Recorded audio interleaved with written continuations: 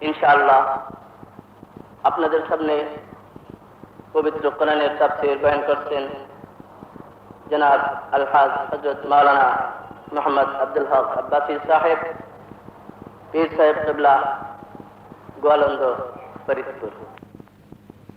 আলহামদুলিল্লাহি ওয়া কাফা ওয়া সালামুন আলা ইবাদিহিল্লাযীনা ইসতাফা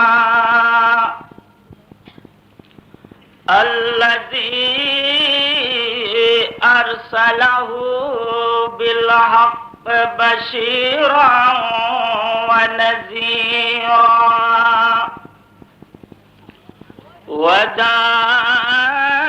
وداعيا إلى الله بإذنه وسراجا منيرا فقد قال الله تعالى في كلامه الحمد لله الذي أنزل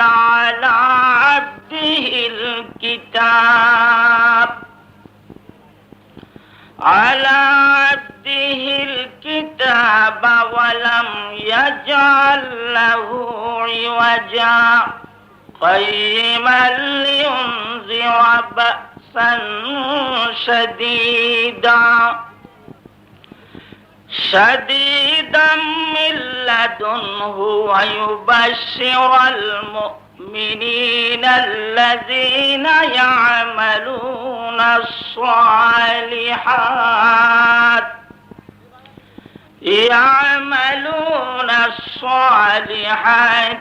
أن لهم أجرا حسنا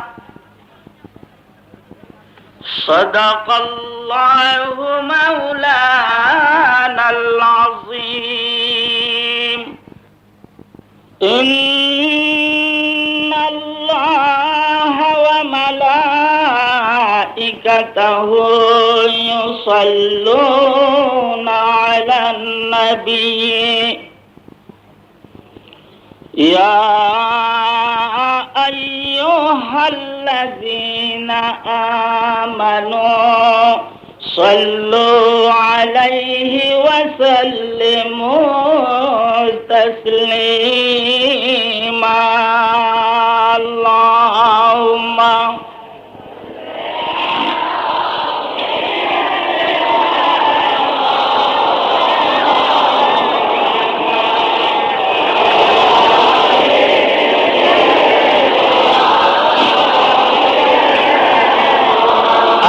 জোর সরে পড়ুন আল্লাহুম্মা সাল্লি আলা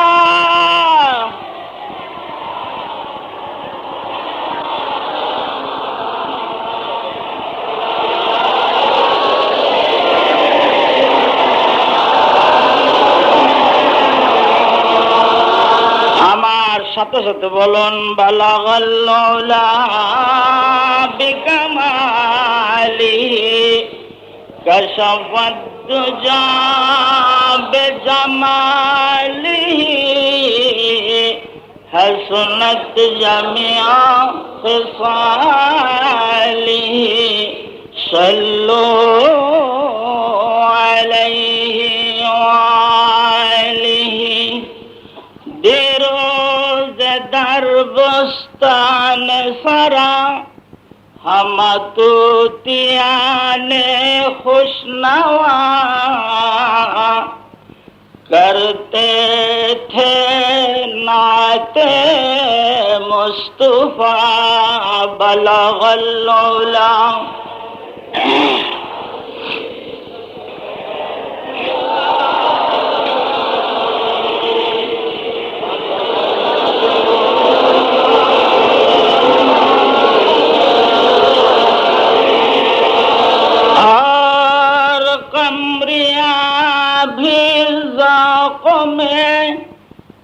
डाली हुई सरताक में कहते थे बहम शौक में كشف الدجى بجماله بلغ العلا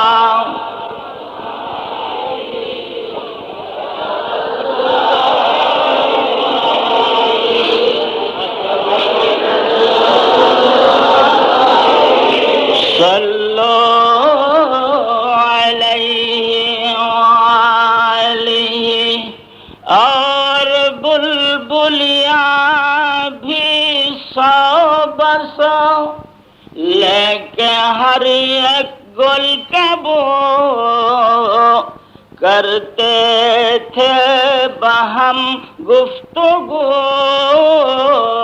हसनत जमिया खिसाली बलगल उला।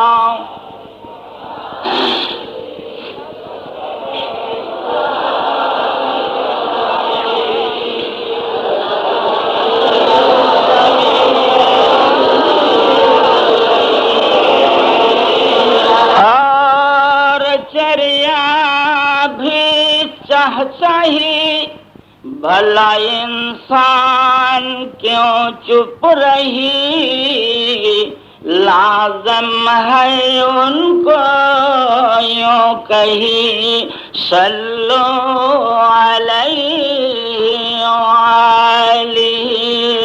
बलगल उला।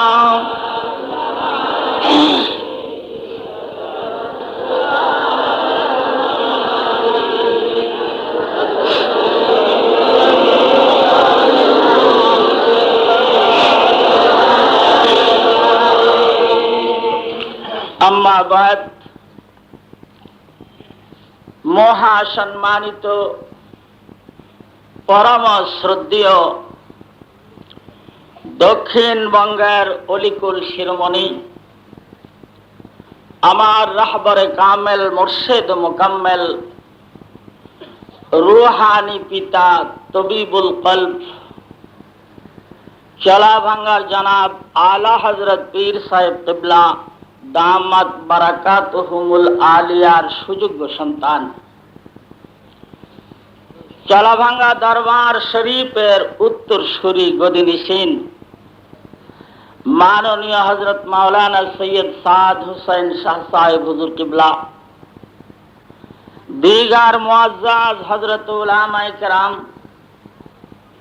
সম্মানিত সুধী মণ্ডলী, উপস্থিত ব্রাদার মিল্লাত ব্রাদার ইসলাম, আমার স্নেহের আদরের যুবক ও ছোট ভাইরা, পর্দার আড়ালে সম্মানিতা মা ও বোনেরা, আসসালামু আলাইকুম ওয়া রাহমাতুল্লাহি ওয়া বারাকাতুহু। মহান আল্লাহ রাব্বুল আলামিনের দরবারে অসংখ্য অগণিত শুকরিয়া। বাংলাদেশের দক্ষিণবঙ্গের বে অফ বেঙ্গল বঙ্গোপসাগরের পারস্থ সমুদ্র সৈকতের নিকটস্থ আলিপুর বাজারের জামে মসজিদ ময়দানে আপনাদের সামনে আমি সূরা কাহাফ তেলাওয়াত করেছি।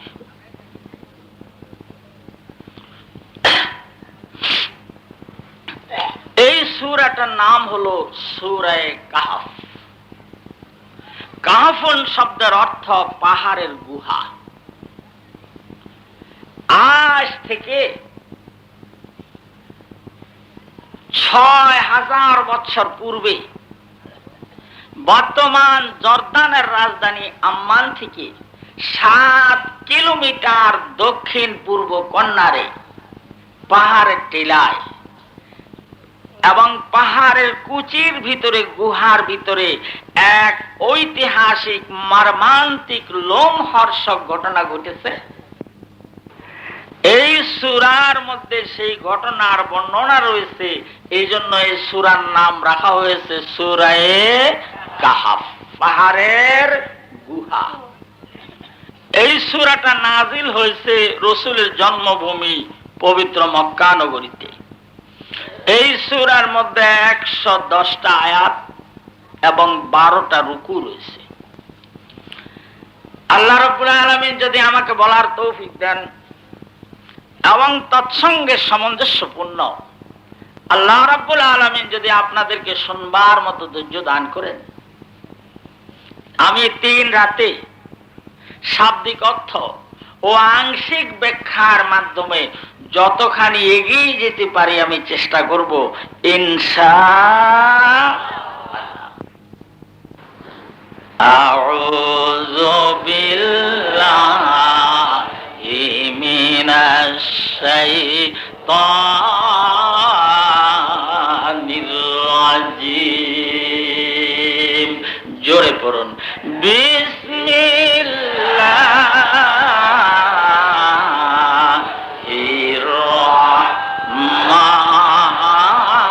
রহমানির রহিম।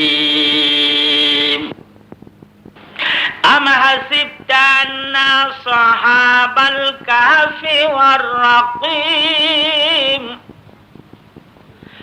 কানু মিন আয়াতিনা আজাবা ইযা ওয়াল ফিতয়াতু ইলাল কাহফি ফাকালু রাব্বানা আতিনা মিন লাদুনকা রাহমাতাও ওয়া হায়্যি লানা মিন আমরিনা রাশাদা। فضربنا على آذانهم في الكهف سنين عددا ثم بعثناهم لنعلم أي الحزبين أحصى لما لبثوا أمدا। বলুন সুবহানাল্লাহ। দেশের নাম জর্দান। দেশের নাম কি? বাদশার নাম দাকিয়ানুস। মনে থাকবে? বাদশার নাম কি? দাকিয়ানুস। পৌত্তলিক মূর্তি পূজারী, মূর্তি পূজা করত। দেশের মধ্যে আইন ঘোষণা করছে রাষ্ট্রধর্ম মূর্তি পূজা। আমাদের দেশের রাষ্ট্রধর্ম কি? ইসলাম। আরে বেচারা এটা কইরে এখন জেলের মধ্যে আছে। জর্দানের রাষ্ট্রধর্ম ছিল মূর্তি পূজা। সারা দেশে অর্ডিন্যান্স জারি করে দিয়েছে, বিজ্ঞপ্তি দিয়েছে আমার দেশের লোক মূর্তি পূজা করা লাগবে। ভাইজান সকলে মাইলা নিছে। 6 জন যুবক কয় আমরা জীবন দিব তথাপি ঈমান দিব না। বলুন সুবহানাল্লাহ। দেখছেন কাণ্ড। আমরা জীবন দিব, ঈমান দেব না। আর আমার দেশের লোকে কয় কি ঈমান দিব, জীবন বাঁচাবো। 6 জন যুবক কয় আমরা জীবন দিব, ঈমান দেব না। খেয়াল আছে? তথাপি আমরা এই দেশের হুকুম মানব না, বাদশার আইন মানব না, আমরা মূর্তির সামনে মাথা নিচু করব না, আমরা লা ইলাহা ইল্লাল্লাহ ফাটি। Intelligence branch, DIB, CID, NSI বাদশা কানে খবর দিয়ে দিছে, জাহাপানা আপনার দেশের সব লোক আপনারে মানে মূর্তি পূজা করে, পত্তলিকা ধর্ম বাইনে নিছে। কিন্তু 6 জন যুবক মানুষ তারা ইসলামের কথা কয়, তারা আপনারে মানে না, আপনার মূর্তি পূজারে মানে না। তারা আরো গল্প করে আমরা জীবন দিব, ঈমান দিব না। খেয়াল করেন, ঘুমাইয়েন না, আমি আমার দিকে দেখেন। ইন্টেলিজেন্স ব্রাঞ্চের রিপোর্ট মোতাবেক 6 জনরে অ্যারেস্ট করে হারাইছে। আমার দিকে দেখেন ইতিহাস। 6 জন বন্দী হয়ে গেছে। বাদশা কয় তোমার বাপের নাম কি? আমার বাপের নাম এই নাম, গ্রামেই, পোস্ট অফিসে জিলাই লেহেন। 6 জনের মা বাপরে ডাকছে, তোমাদের ছেলেদেরকে ভালো করে বুঝাও, এদেরকে আমি অগ্নিকুণ্ডের মধ্যে ফেলাবো, মৃত্যুদণ্ড দেব। বিজ্ঞপ্তি দিয়েছে সারা জর্দানের লোক একেবারে স্টেডিয়ামে যাবা, রমনা পার্কে উপস্থিত হবা। বড় ময়দান আর কি, বুঝেন তো, ওই দেশের ময়দানের নাম তো আমি জানি না, এই জন্য আমাকে ওটা করলাম। কথাটা বুঝছেন তো? একটা দৃষ্টান্ত দিয়ে বুঝাইতেছে। সব স্টেডিয়ামে যাও, রমনা পার্কে যাও, হাজার হাজার মানুষ আগামীকাল ভোরে যাবা, একেবারে ফজরের পর ওপরে অ্যারেস্ট করে ফেলাবো, জোহরের নামাজের আগে আগে মৃত্যুদণ্ড কার্যকারী করব। সারা দেশে মাইকিং বিজ্ঞপ্তি, ঢোল, সার্কুলার প্রচার করা হয়ে গেছে। মা বাপ কয়, ও বাবারা তাড়াতাড়ি তোরা লা ইলাহা ইল্লাল্লাহ সার। ওলারা কয় কি ছয়জনে, লা ইলাহা ইল্লাল্লাহ ছাড়বো না, জীবন দেব ইমান দেব না। দুনিয়ার মধ্যে বেঈমান হইয়া বাচ্চা থেকে কি কোনো লাভ আছে? আমরা ঈমান নিয়ে শাহাদাত বরণ করে হাসরের ময়দানে চলে যাব, রক্তে মাখা দেহ নিয়ে নবীদের আগে বিনা হিসেবে বেহেশতে ঢুকবো। আরে আল্লাহ ভাইজান কি কব, হাসরের ময়দানে যেদিন খোদা কামুল হাকিমিন হবেন, সম্পন্ন মানুষগুলিকে তামার জমিনের মধ্যে আটকাইয়ে মজবুত করে ঘেরাও করে যখন আল্লাহ নিজেকে কাহার আর জাব্বার বলে হুঙ্কার দিতে আরম্ভ করবে আর বলতে থাকবে, আমি আহকামুল হাকিমিন, খবরদার আমি রায় দিলে আমার রায়ের বিরুদ্ধে তোরা আপিল করতে পারবি না। ভাইজান প্রথম হুঙ্কারের চোটে ইব্রাহিম খলিলুল্লাহর মতো সিনিয়র অ্যাডভোকেট নাফসি নাফসি বলে চিৎকার দেবে, মুসা কালিমুল্লাহর মতো সিনিয়র উকিল নাফসি নাফসি বলে চিৎকার দেবে, ঈসা রুহুল্লাহর মতো সিনিয়র অ্যাডভোকেট ভাইজান নাফসি নাফসি করে চিৎকার দিবে।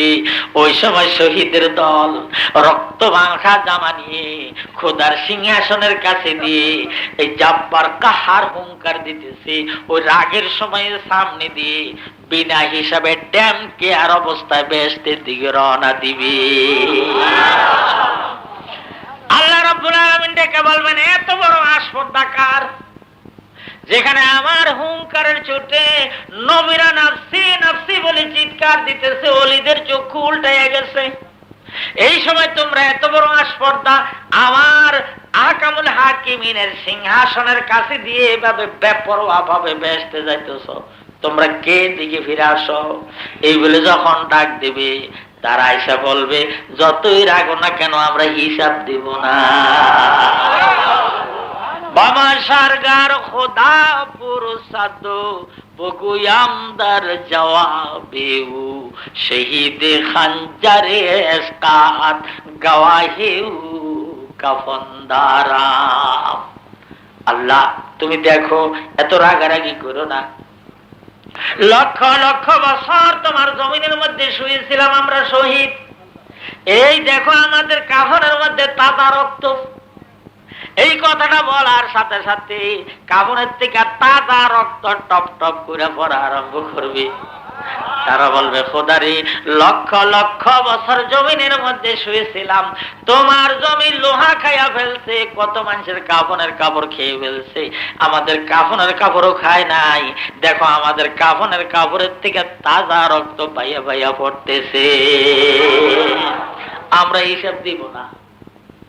বাবা সারগার খোদা পুরুষাদ বগুয়ামদার জওয়াবেউ শহীদ খঞ্জারে এসকাত গওয়াহেউ কাফনদারাম।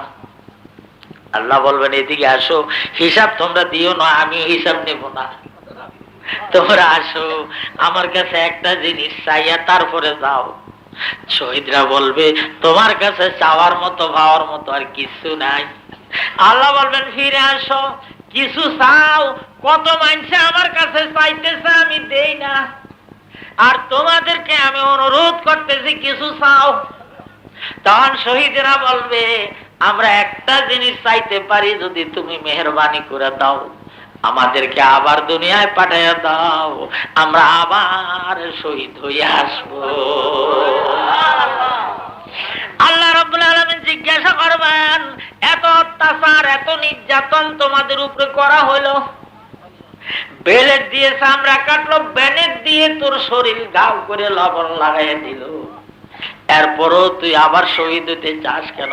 তখন শহীদরা বলবে, খোদারি, শাহাদাতের উপরে দিয়ে দেখা যায় অত্যাচার, ভিতরে দিয়ে এত স্বাদ আর এত মিষ্টি।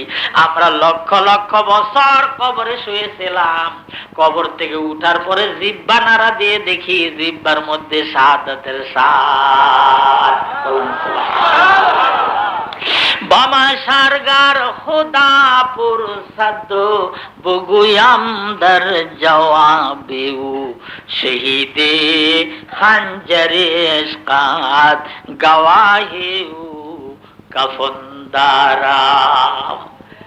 এইবার ওই 6 যুবক বলে, মনে আছে, আমরা জীবন দিব, ঈমান দেব না, শহীদ হয়ে হাসরের ময়দানে নবীদের আগে ওলিদের আগে পার হয়ে যাব, তথাপি কোন চাপের মাথায় আমরা মাথা নিচু করব না।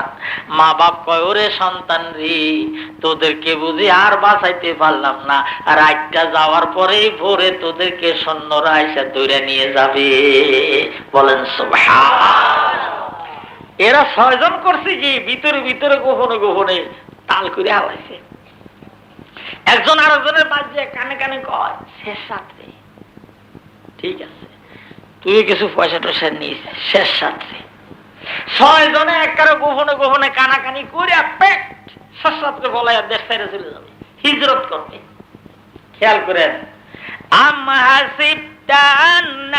সাহাবাল কাহফি والرقيم كانوا من آياتنا عجبا إذا والفتية إلى الكهف فقالوا ربنا آتنا من لدنك رحمة وهيئ لنا من أمرنا رشدا فضربنا على آذانهم في الكهف سنين عددا ثم بعثناهم لنعلم أي الحزبين لما لبثوا أمدا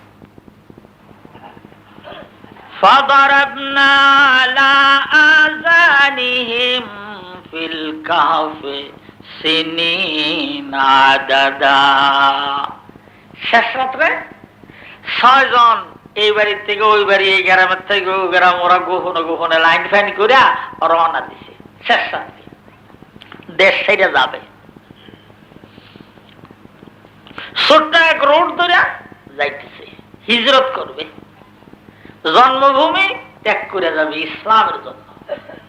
হুজুর সাল্লাল্লাহু আলাইহি ওয়াসাল্লাম করে নাই? যখন করে নাই, হুজুরও তো জন্মভূমি ত্যাগ করছে ইসলামের জন্য। হুজুর সাল্লাল্লাহু আলাইহি ওয়াসাল্লাম যেদিন রওনা দিয়েছিলেন, 3 দিন 3 রাত পর্যন্ত তিনি গারে সূরের মধ্যে থেকে ভোরবেলা যখন পরের দিন সন্ধ্যার অন্ধকার দিয়ে যখন তিনি রওনা দিয়েছিলেন মদিনা অভিমুখে, বারবার মক্কা শরীফের দিকে তাকায় আর কান্দে। আবু বকর সিদ্দিক মুখটা ঘুরে ঘুরে দেয়।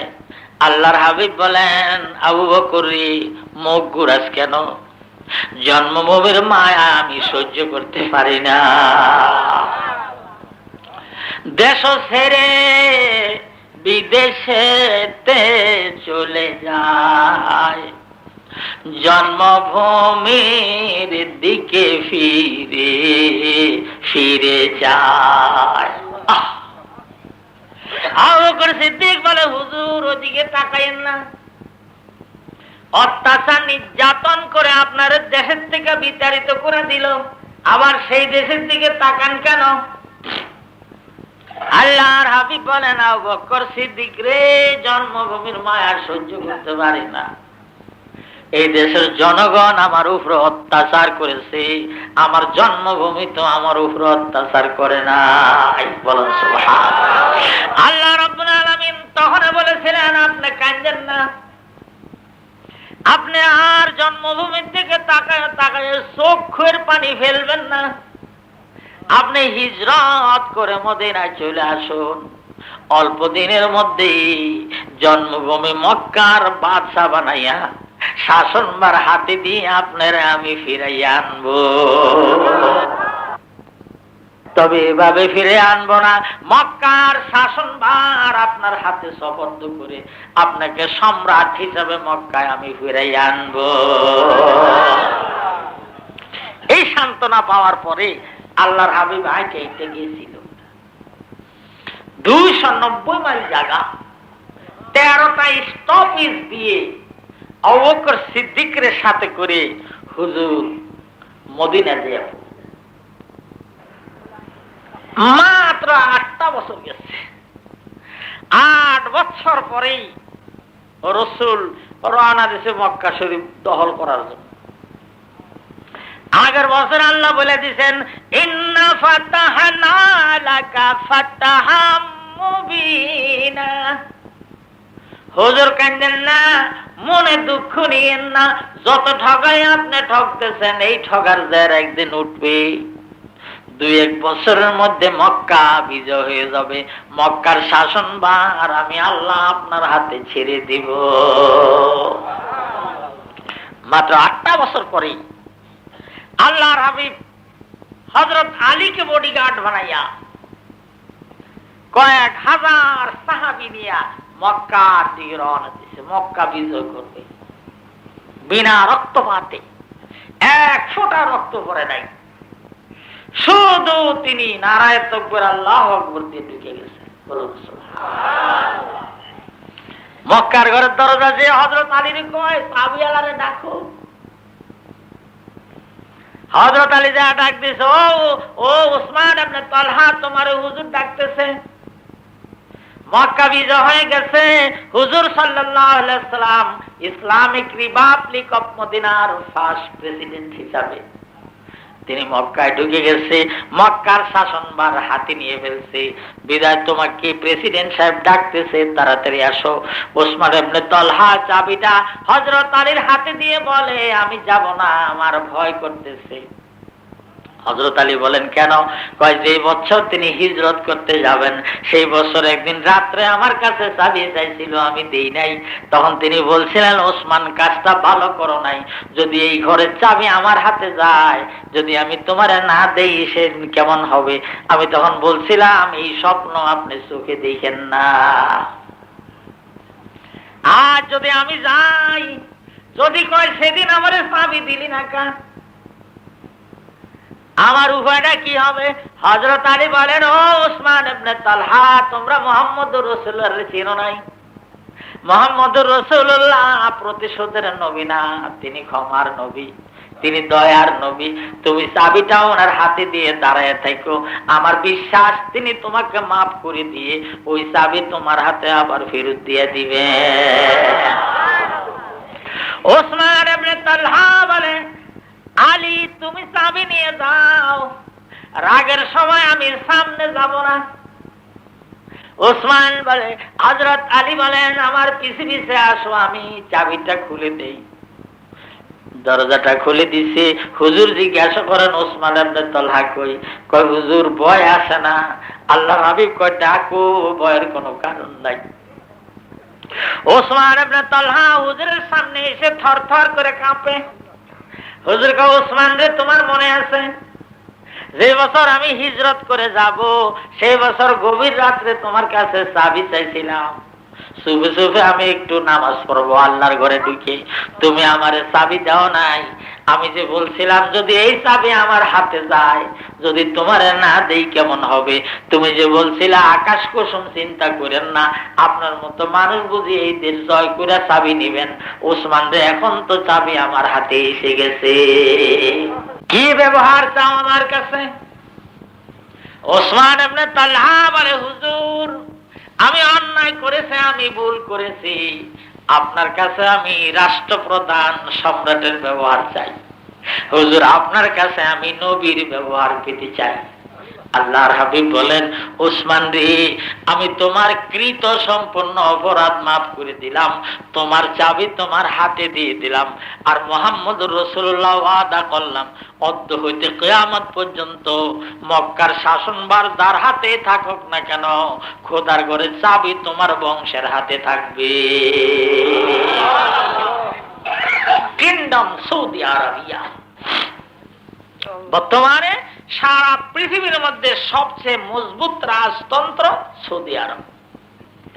সাহাবী কিন্তু উসমানের বংশের লোকেরা, বাদশাহ খালেদ, বাদশাহ ফয়সাল, বাদশাহ ফাহাদের মতো লোক দরজায় দাঁড়িয়ে থাকে। ওই উসমান ইবনে তালহার বংশের লোক আইসা দরজা খুলে না দিলে বাদশারও ভিতরে ঢুকতে পারবে না, যেহেতু মুহাম্মদুর রাসূলুল্লাহ বলে গেছেন যে উসমানের বংশের হাতের লোকের কাছে কিয়ামত পর্যন্ত এই ঘরের চাবি থাকবে। ছয় যুবক রওনা দিছে, মনে আছে? গ্রামের থেকে বাইর হবে, আর দুই একটা বাড়ি বাইর হইলেই তারা পার হয়ে যাবে, গ্রাম থেকে নামে যাবে। খেয়াল করেন, মেইন পয়েন্টে চলেছি। এমন সময় দেখে শেষ রাতের চাঁদের অন্ধকারের মধ্যে রাস্তার মাথার মধ্যে একটা লোক দাঁড়াই আছে। ছয়জন দেখে ভয় পাইছে, আমরা বুঝি ধরা পড়ে গেলাম, মনে হয় ডিআইবি সিআইডি গোপন পুলিশ আমাদের ধরে ফেললো। ভয়ের চোটে তারা থম খেয়ে গেছে। ওখানে আরেকজন যুবক ওই গ্রামের, ওনাদেরকে দেখে আছে, কয় ভাইরা ভয় পাইও না, আমি তোমাদেরই দলের একজন, আমি আল্লাহকে লা ইলাহা ইল্লাল্লাহ মানি, তার নবীদেরকে আমি বিশ্বাস করি, পৌত্তলিকতা মূর্তি পূজা আমি বিশ্বাসী না। তোমরা ছয়জন ধরা পড়ছো, আমি ধরা পড়ি নাই। আজ যে শেষ রাত্রে তোমরা পালাইয়া যাবা এটা আমি জানতাম। আমিও গাঠটি বস্তা বান্ধা কাছারি করে রাখিয়া গাটার মধ্যে আমি দাঁড়ায় রয়েছি। আমি জানি এই সিএমবি রোড দিয়ে ছাড়া আমার বন্ধুরা দেশ থেকে বাইরে দিতে পারবে না। এই জন্য তোমাদের অপেক্ষায় সারা রাত্রে ঘুমাই নাই, আমি রাস্তার মধ্যে বসে আছি। ভয় পাইও না, আমি তোমাদের সাথে যাব। জোরে বলেন সুবহান। কয়জন হইল? 7 জন, সাথে ওনার কুত্তে একটা। তোরা আমরা দলে নিলাম, তোর কুত্তা লগে লগে যাবে, সাথে সাথে যাবে। তার স্বজাতি দেখলেই তো একটা দাঙ্গা হাঙ্গামা লাগাইয়া ফেলাবে, মারামারি লাগাইলে বাড়িওয়ালা যাইয়া যদি দেখে আমরা 7 জন ফলাইয়া যাই, দৌড়া ফেলবে রে ভাই, পুলিশের হাতে দিবে। রাজার বাড়ি নিয়ে গেলে দুপুর বেলা মৃত্যুদণ্ড করে ফেলাবে। বিদায় মেহরবানি করে কুত্তা তুমি খেদাও। আমার যুবক কয় যা খেদায় বলে। তাফসীরের মধ্যে লিখেছে কুত্তাকে যখন ধাওয়া করছে খেদাইতে, যখন তাকে দলের থেকে সরানোর জন্য যখন প্রচেষ্টা লাগাইলো, ভাইজান শুনলে আশ্চর্য হবেন, আল্লাহ রব্বুল আলামিন কুত্তার জবান খুলে দিল।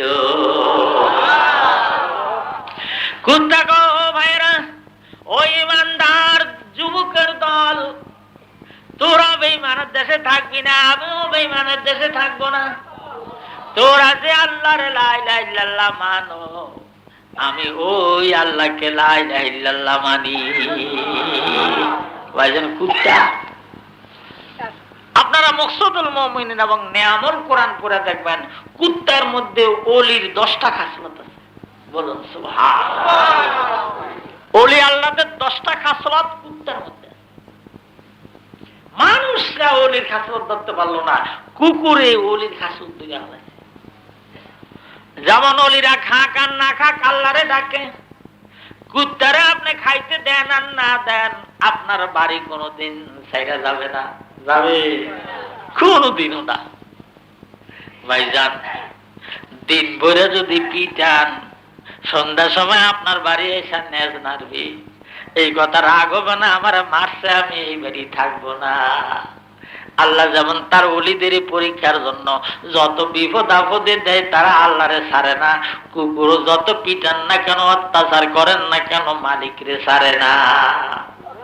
এই ধরনের 10টা অভ্যাস আছে যা ওলিদের মধ্যে পাওয়া যায়। জবান খুলে দিছে। কুত্তা কয়, ও যুবকের দল, আমারে তাড়াইও না, তোমাদের সাথে আমি হিজরত করব। তোমরা ভয় পাইতেছ, আমি আমার স্বজাতির সাথে গন্ডগোল লাগাই দিয়ে, কিলাকিলি মারামারি লাগাই দিয়ে, ফৌজদারি ঘটনা ঘটাই দিয়ে তোমাদেরকে আমি বন্দি করাইয়া ফেলবো। আমার জন্য চিন্তা করো না। আমার স্বজাতি যত অত্যাচার অবিচারে আমার উপরে করুক না কেন, আমি ওয়াদা দিলাম আমি সব সময় সবর ধৈর্য ধরে তোমাদের সাথে সাথে যাব, পথে আমি কারো সাথে গন্ডগোল করব না। চলো যাই। সাগে আসহাবে কাহাফ রোজে চাঁদ, সাগে আসহাবে কাহাফ রোজে চাঁদ, পাইনি কা গিরফতে মরদম সুদ, চুকনা রাত বিয়াতে হুনর বুদ, पैगंबर ज़ादगी कदर से नयफ़ज़ुद, হুনারবান মাগারদারি না গৌহার। আমার দিকে দেখেন, কে গুলখারাস্তে ইব্রাহিম জিয়াজার। ভাইজান, আসাবে কাহাফের কুত্তা কুকুরের মতো একটা নিকৃষ্ট পানি, ভালো লোকের সাথে যাওয়ার কারণে কোরআন শরীফের তার নাম উঠে গেছে। আর নূহ আলাইহিস সালামের বেটা কেনান পয়গম্বরের ছেলে হয়ে কাফেরের দলে চলে গেছে। কি বলেন, যায় না?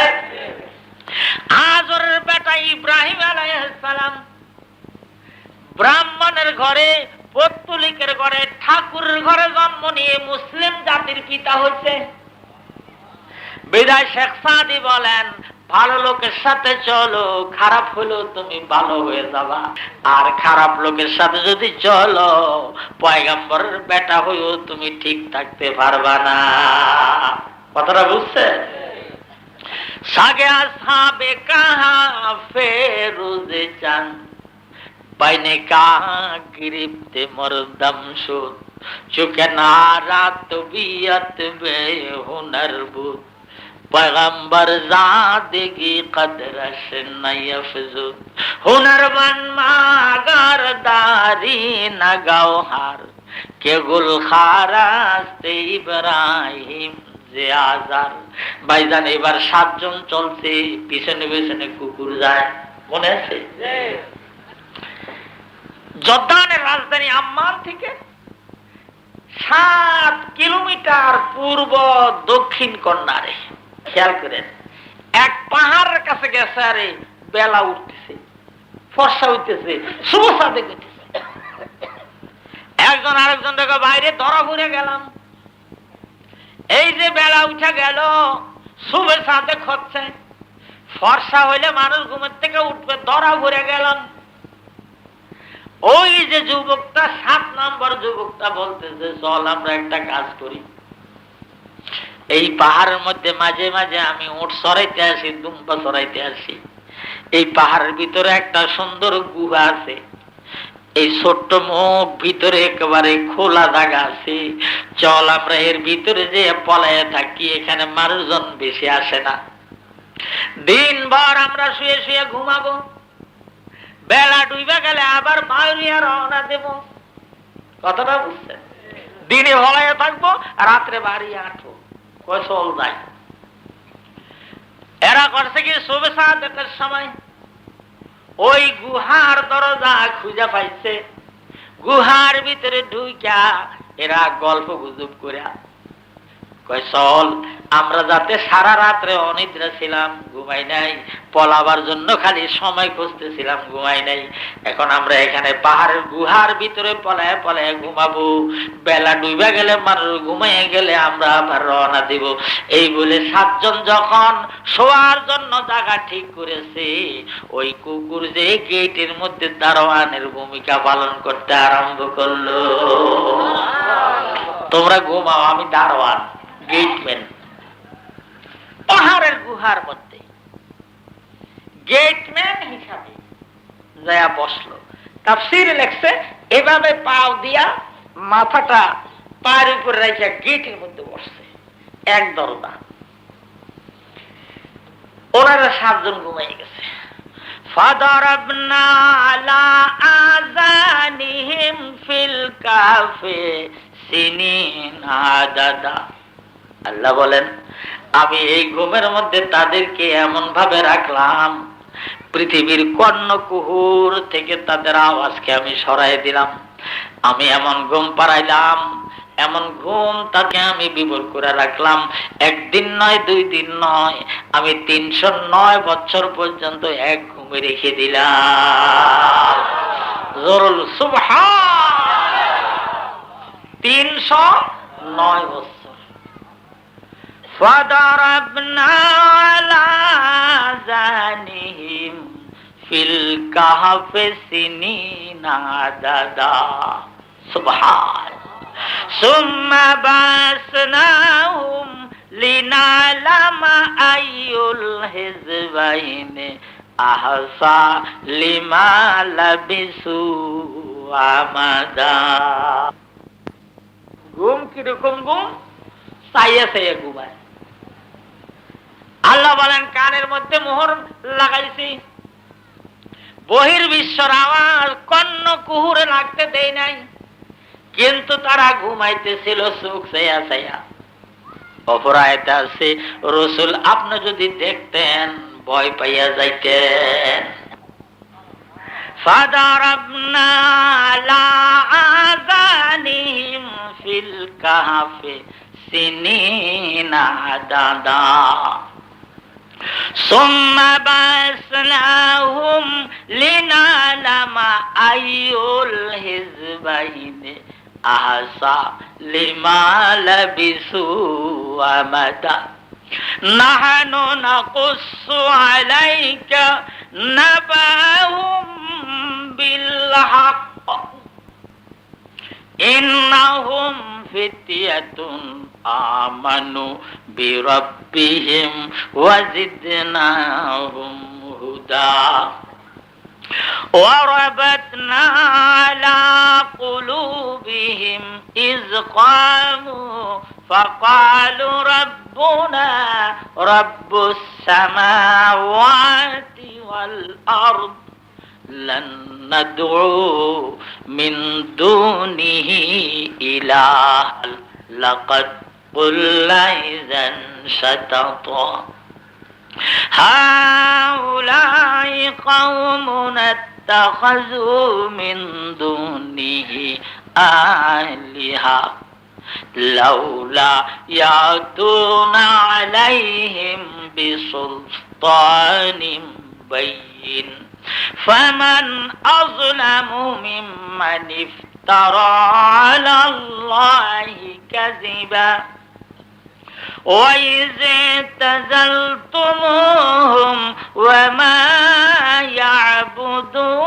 يعبدون إلا الله বলুন সুবহান فأووا إلى الكهف ينشر لكم ربكم من رحمته ويهيئ لكم من أمركم مرفاقا وترى الشمس إذا طلعت تزاوروا عن كهفهم ذات الشمال ذات اليمين وإذا غربت تقرضهم ذات الشمال তার সবসময় আল্লাহ আমরা শুইলাম তুমি লক্ষ্য রেখে বলুন সুবহান।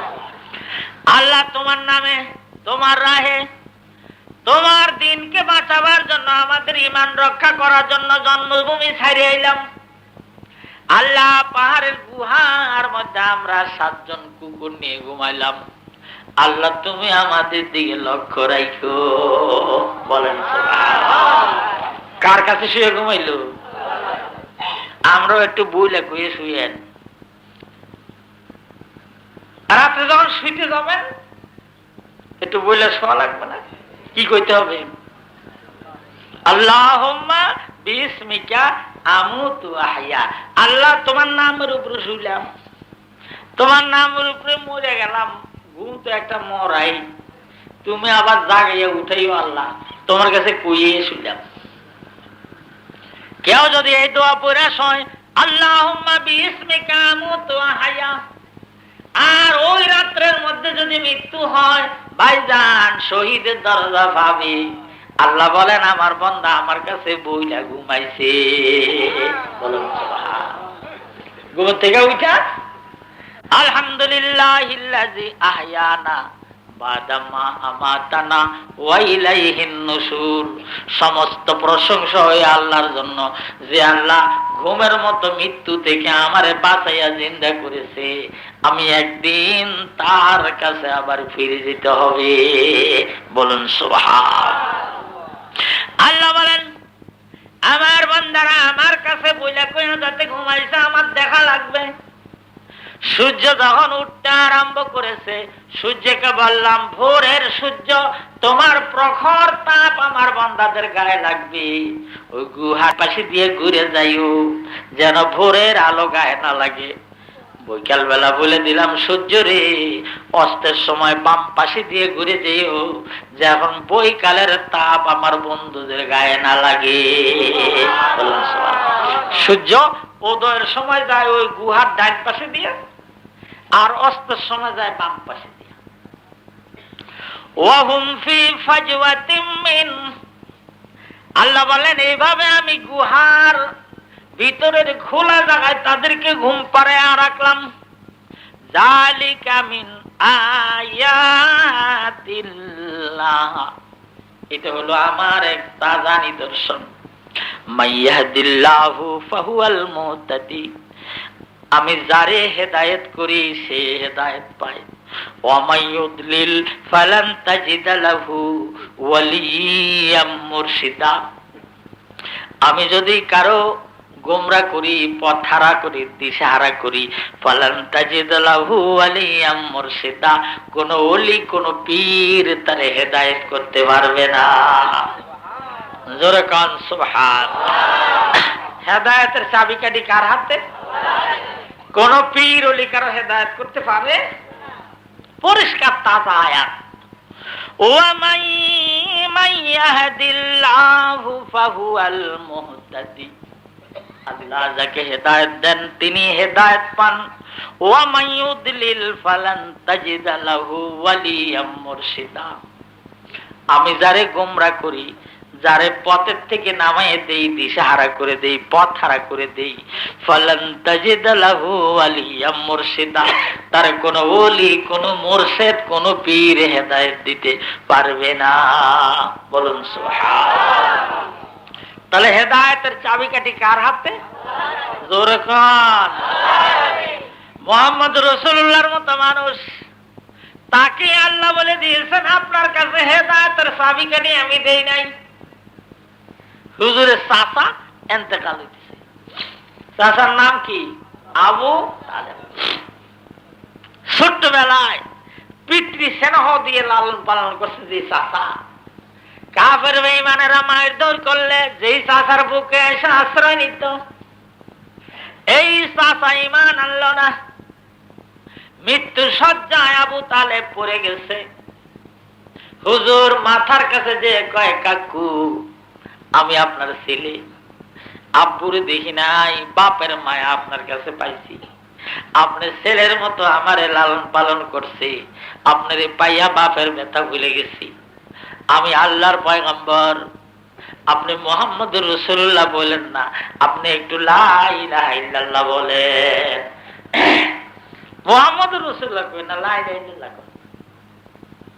আপনার প্রেস্টিজ, আমি আপনার এতিম ছেলে, বাচ্চা, আমারে মুহাম্মদুর রাসূলুল্লাহ বললে আপনার প্রেস্টিজ। মুহাম্মদুর রাসূলুল্লাহ কই না, খালি লা ইলাহা কর।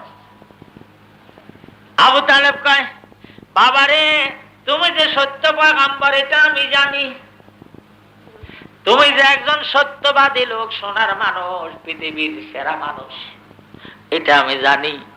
কিন্তু বাবা মৃত্যুর সময় যদি কলমা পড়ে মরি, মানুষ বলবে আমি কাপুরুষ। মৃত্যুর ভয়ে আমি কলমা পড়েছি, এই জন্য আমি কলমা বাবা পড়বো না।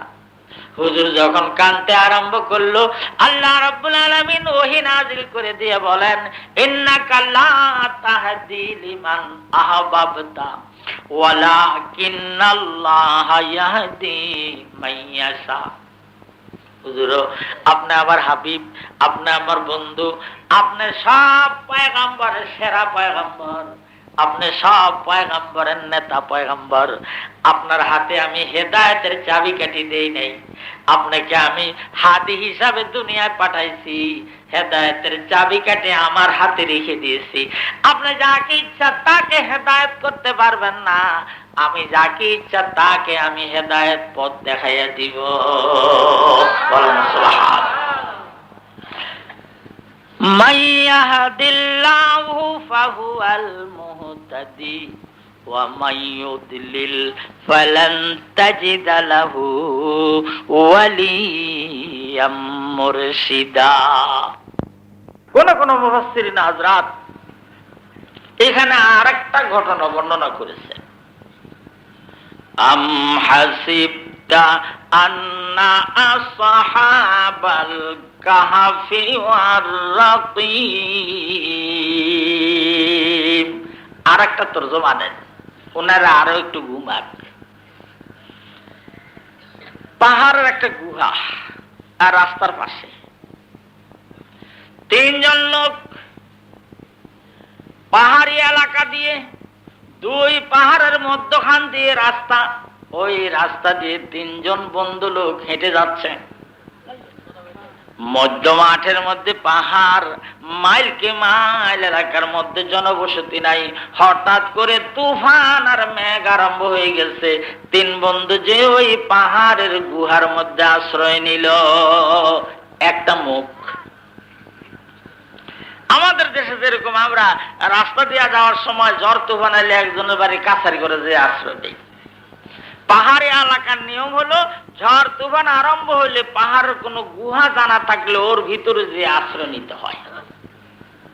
তিন বন্ধু সেই ঝড় তুফান বন্যার মধ্যে দিয়ে যে পাহাড়ের একটা গুহার মধ্যে যে আশ্রয় নিল। এখন তুফান আরম্ভ হয়ে গেছে, ঝড় শুরু হয়ে গেছে, সাথে সাথে ভূমিকম্প আরম্ভ হয়ে গেছে। এই গুহার সামনে যে বড় একটা প্রকাণ্ড পাহাড় ছিল, ওই পাহাড়টা গোড়ার থেকে ভেঙে ডাকনের মতো ওই পাহাড়ের মুখে আইসা পড়ল।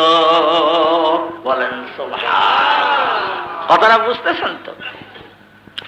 তিন বন্ধু আটকা পড়ে গেছে।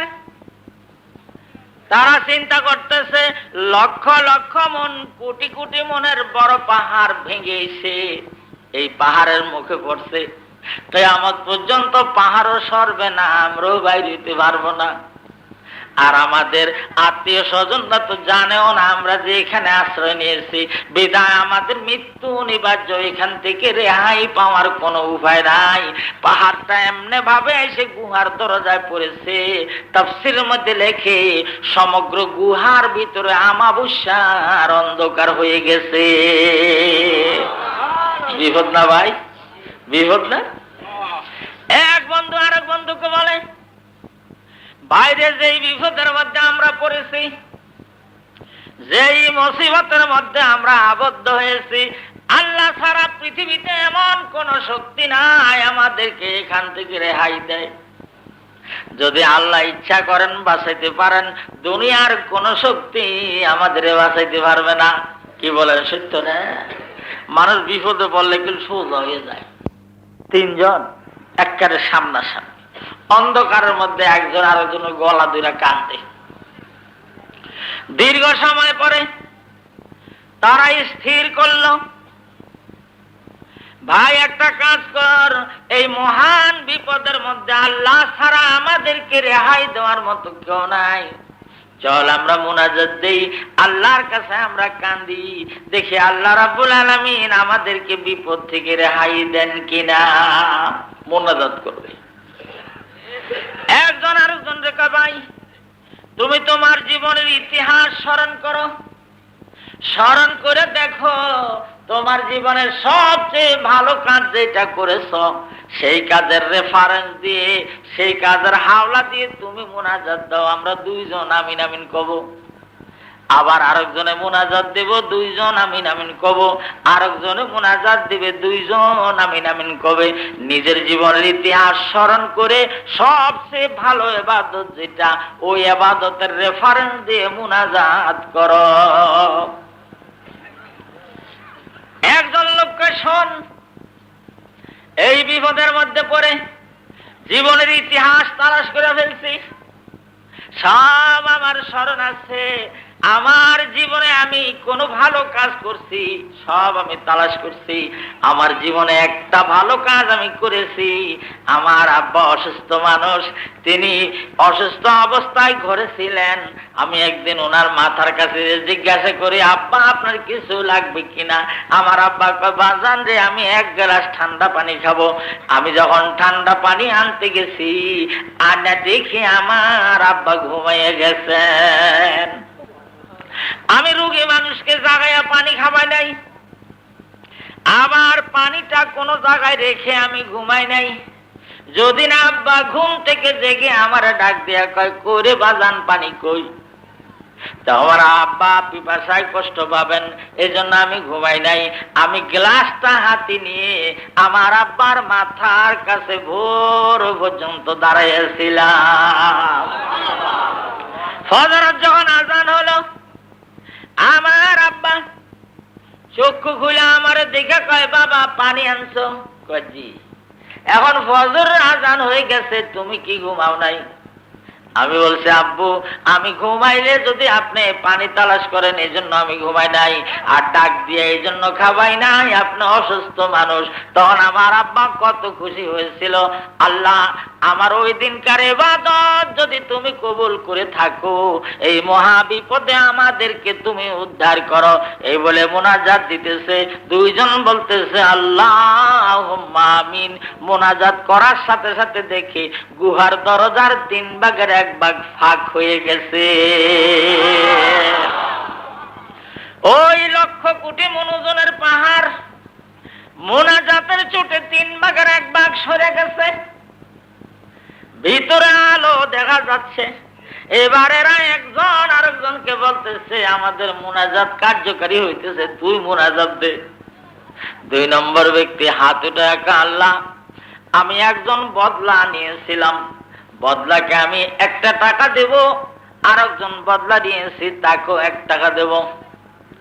একজন ভোরবেলা এসেছে, আরেকজন দুপুর বেলা এসেছে, আমার কাজ হয়ে গেছে, এই জন্য আমি 2 জনকে সমান দাম দিয়ে দিছি। যে ব্যক্তি ভোরবেলা আসছে সে কয় সারাদিন কাম করে আমি পাইলাম 1 টাকা, আর দুপুর বেলা এসে সেও পাবে 1 টাকা, আমি তোমার টাকা নেব না। ওই লোককে আমি বললাম, ভাই জান তোমার সাথে আমার কন্টাক্ট হয়েছে, তুমি একদিন কাজ করবা, 1 টাকা তোমারে দেব, তাই আমি দিছি। উনি হয়তো একটু লেটে আসছে, কাজ হয়ে গেছে, এই জন্য ওনারে আমি হয়তো 8 আনা বেশি দিছি, তুমি রাইগো না। সেই লোক কয় না, বেবুজ মানুষ কয় না আমি 1 টাকা নেব না, সে এক বেলা কাম করে 1 টাকা পায়, আমি সারাদিন কাম করে কেন 1 টাকা নেব? এই বলে আমার সাথে ঝগড়াঝাটি করে লোকটার টাকাটা ফেলে চলে গেল। আমি তার ওই 1 টাকা দিয়ে একটা বকরির বাচ্চা খরিদ করেছি। ফোলা মানে কবে হুজুরে 1 টাকা দিয়ে বকরির বাচ্চা কিনি কেমনে? ও ছোট্ট ভাইরা, অনেক আগের কথা, হাজার হাজার বছর আগের কথা।